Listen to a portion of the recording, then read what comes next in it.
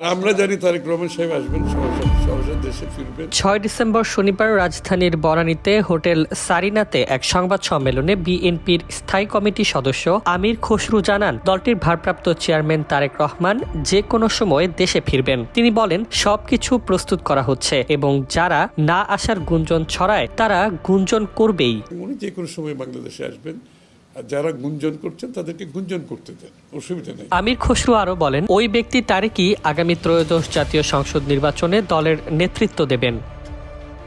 দলের অন্যান্য নেতারা দৃঢ়ভাবে বলছেন, প্রতিদ্বন্দ্বী কর্মকাণ্ড এবং রাজনৈতিক প্রেক্ষাপট অস্বচ্ছ হওয়ার আগে দলের শীর্ষ নেতৃত্ব দ্রুত দেশে ফিরে আসলে নির্বাচন প্রক্রিয়া স্বচ্ছ ও গতিশীল হবে।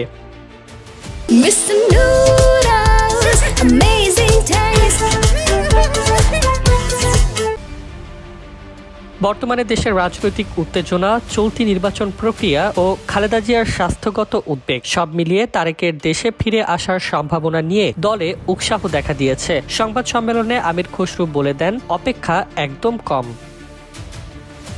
এই ঘোষণা রাজনৈতিক মহলে ইতোমধ্যেই আলোচনা সৃষ্টি করেছে। অনেক বিশ্লেষক মনে করছেন, যদি তারেক রহমান ফিরেন তাহলে বিএনপির মোড় ঘুরে যেতে পারে। আবার অনেকে প্রশ্ন করছেন, তারেক ফিরে গেলেও কি রাজনৈতিক ও প্রশাসনিক বাধা মিটবে? গণতান্ত্রিক প্রক্রিয়ার সঙ্গে তর্ক, প্রস্তুতি আর বাস্তবতার মিলতেই এখন চোখ। ডেস্ক রিপোর্ট, জয় জয় দিন।